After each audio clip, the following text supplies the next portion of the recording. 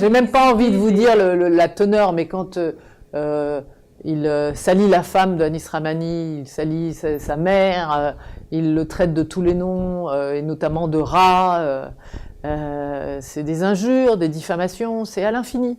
C'est des propos de caniveau, c'est des propos dégradants. Mais qui le dégrade lui-même. Avant de dégrader Anis Rahmani, ça le dégrade lui-même. Et la preuve, il est condamné aujourd'hui. Il n'y a pas d'enquête. Comment ils étaient, on va dire, convaincus par les juges? Oui, voilà. Mais vous savez, les propos sont tellement orduriers. On a besoin. Non, mais ouais, mais je comprends, mais j'ai même pas envie de vous dire la teneur, mais quand il salit la femme d'Anis Rahmani, il salit sa mère, il le traite de tous les noms, et notamment de rat, c'est des injures, des diffamations, c'est à l'infini. C'est des propos de caniveau, c'est des propos dégradants. Mais qui le dégrade lui-même. Avant de dégrader Anis Rahmani, ça le dégrade lui-même. Et la preuve, il est condamné aujourd'hui. Donc vous étiez l'avocat de M. Anis Rahmani. Ouais. Et derrière, il y avait un avocat de M. Hicham Aboud. Oui. Comment vous avez vu la défense de ce monsieur? Qu'est-ce qu'il a dit? C'était quoi ses propos? C'était quoi sa défense, elle était basée sur quoi exactement? La défense était de dire que c'était quelqu'un qui subissait des pressions d'Algérie et qu'il estimait qu'il était juste de s'exprimer ainsi, qu'il est victime d'Anis Rahmani et que c'est sa manière à lui de se venger. Voilà, pour faire simple. Il est journaliste depuis 40 ans, justement. Pour moi, c'est une circonstance aggravante d'être journaliste, parce qu'il connaît les limites des choses, il connaît les limites de la loi, et il sait très bien que tout ce qu'il dit, quand bien même c'est très grave, il pourrait dire des choses très graves, mais encore faut-il les fonder sur des preuves. Là, il injurie, il diffame sans objet. Son objet, ce qui le motive, c'est la haine. Et il n'a pas su se justifier... parce qu'il n'y a aucune justification. Voilà, il n'y a aucune justification sur laquelle ça peut tenir. Donc il n'a pas su se justifier. C'est exactement. Et la procédure, généralement, en fait, ça a pris combien de temps? C'était quoi les étapes de la procédure? Alors il a fait durer les choses, Anis Rahmani, c'est-à-dire qu'il a demandé des renvois. Il a demandé plusieurs renvois, surtout à Lille. Il avait demandé plusieurs renvois, donc l'affaire à chaque fois a été renvoyée, et puis finalement elle a été plaidée. Et là, si vous voulez, les propos datent d'il y a 2 ans. Les publications datent d'il y a 2 ans. On est 2 ans plus tard. Vous imaginez 2 ans plus tard. Le temps judiciaire est long. C'est pas propre à M. Anis Rahmani, à M. Aboud. Ça n'a rien à voir. C'est long. Et là, 2 ans plus tard, on obtient une condamnation. Voilà. La décision est juste. La décision est bonne. Ce que je peux vous dire, c'est que je suis l'avocat de M. Anis Rahmani, donc je suis sa voix, son conseil, et je ne pourrais que le conseiller de poursuivre à nouveau M. Hicham Aboud s'il osait à nouveau divulguer des informations ou donner des informations tronquées ou en tout cas salir la réputation de mon client. Donc là aujourd'hui, vous m'avez dit en fait avant avril ou mars 2019, et en fait l'appel elle a donné, on va dire les juges ils ont donné le résultat, mais il a fait appel, M. Hicham Aboud. Est-ce que là, il pourra faire affaire? Là, ce qu'il peut faire, très bonne question. Ouais, il peut faire ce qu'on appelle, il peut former un pourvoi en cassation. C'est-à-dire que s'il estime que l'arrêt de la Cour d'appel de Douai n'est pas conforme au droit, il faut qu'il soumette un pourvoi à la Cour de cassation seulement sur les questions de droit, mais pas sur le fond de l'affaire, juste sur la manière dont on a appliqué le droit aux faits. Et là, en l'espèce, je ne pense pas qu'il y ait matière. Il peut toujours essayer. Mais d'après moi, il n'obtiendra pas de succès pour pouvoir former un pourvoi. Ce sera rejeté. Vous avez dit une très belle phrase. En fait, vous avez dit je conseille mon client, si M. Hicham Aboud il refait ses actes, ça se passe comment en fait? Quand par exemple, c'est là, on va dire, il va refaire la même chose, ça se passe comment? Est-ce que ça... Pardon, excusez-moi, 2 minutes. Ouais.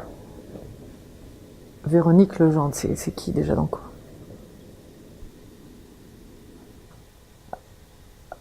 Ouais, je prends. 2 minutes, hein. Ouais, je prends. Ouais. Allô?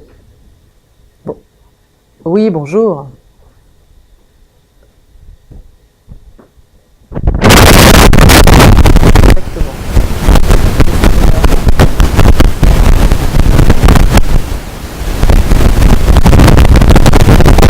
Ouais, exactement, mais je ne comprends rien de rien à la vie.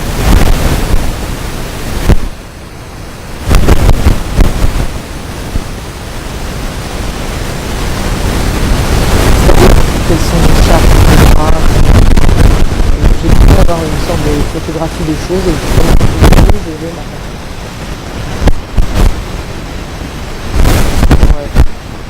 Ouais. Oui, oui. Aga, c'est quoi?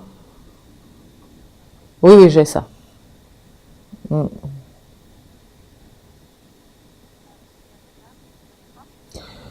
Euh, euh, il répond moyennement. Si vous voulez, je le sens. Il fait ce qu'il a à faire, mais il creuse pas. Je me sens pas du tout accompagné, du tout, du tout, du tout. Mm.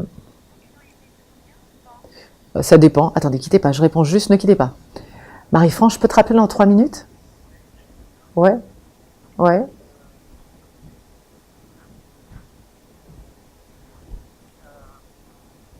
ouais, ouais, pas de problème. Ouais, ouais, ouais, ouais, ouais, ouais, ouais. No problème, no problème, no problème. Bah, ouais, moi aussi. Ouais, moi aussi, moi aussi. Ça marche. Je t'embrasse, je t'embrasse. Oui, je sais plus ce que je vous disais. Ouais, ouais, ouais, ouais. Et puis, non, non, non, je l'intéresse pas beaucoup, non, non. Alors, je suis en interview là. Je peux vous rappeler un peu plus tard? Mais j'ai pas votre portable. Ah, ah bah donc. Ouais, ouais. Ok, ok, non mais pas de problème. Bah rappelez-moi quand vous voulez. Ah bah le fixe, oui, je prends le fixe, oui. Mhm. 30, 30. Votre prénom c'est Véronique. Ok, et ben merci beaucoup. Au revoir. Ok, on y va, on continue.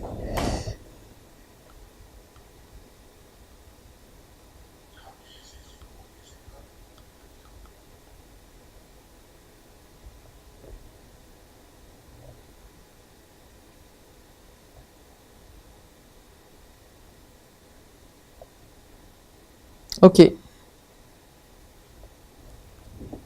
on continue. Alors, c'est bon? Donc voilà, en fait, on a parlé de. Au cas où il refait les mêmes actes, ça se passe comment? Alors s'il recommence, eh bien je repoursuivrai à nouveau. Je le citerai devant le tribunal correctionnel. Il recomparaîtra devant le tribunal correctionnel. Il sera à nouveau condamné. Il fera appel. Je plaiderai en appel contre lui et il sera à nouveau condamné devant la cour d'appel à aussi de grosses sommes.